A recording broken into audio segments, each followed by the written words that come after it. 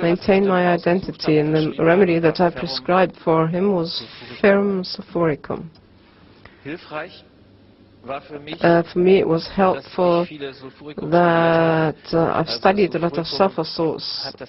Sulfur has got the subject of being hurt. Natrium sulphuricum, acidum sulphuricum are also good when somebody has hit himself. In a combination of those two remedies, there is iron will, it's a strict rules, set of rules, is trying to discipline the individual identity and to break it. And that resists or it doesn't resist. It's the compensated or the decompensated state. If the individuality is broken by the collective nature of order and power, he talked about war, for example, there are strong forces at work that want to force something, that want to force an order, and on the other hand there is something that resists. For me, this is now the motif of the remedy. I have got a lot of children, relatively a lot of children, who've got problems with authority and who react to this remedy very well. It's a central subject, central topic.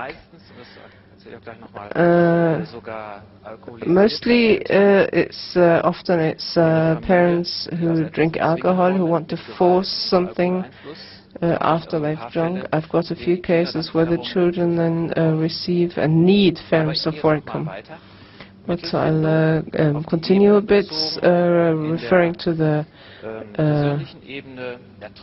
on the personal level, referring to the levels. On the personal level, he resists everything, and then the nightmare that he makes, all the pictures, and eventually, on the level of the vital sensation, the steel that in some way is coming out of nothing. Of course, steel is a homeopathic remedy, but for me those topics were so equally distributed to these two remedies. And later on, somebody told me that the grandfather of this boy was a steel worker, and then he had problems with alcohol. I looked for and found some confirmatory facts. The remedy is not being dealt with in such an extensive way. The delusion is at war. We know from ferrum.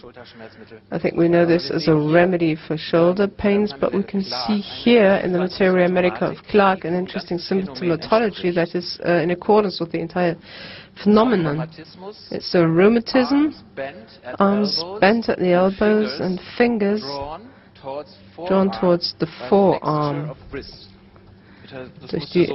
by the flexure of wrists, so you can hear it. Hands yield to forcible extension, but immediately return to the same condition. Das ist das Symptom. Das heißt, man kann mit Kraft etwas in eine bestimmte Richtung. So by force you can push something in a certain direction, but it'll always come back. That's the symptom. So that means there is an obstinacy to maintain that which is there and a force that wants to change it. And this conflict between these two forces and aspects. Do you know what I'm talking about? It's a very interesting symptom. Other than that, we don't find much about this remedy. Success was striking. I know the boy from the neighborhood. He received the remedy once in the C1000 or 1M, and this behavior that had tortured the family so much, it stopped within a few days. The entire family was happy, and after a year, about a year, the mother dropped by and she said she wanted the remedy again because it started to go in that direction again.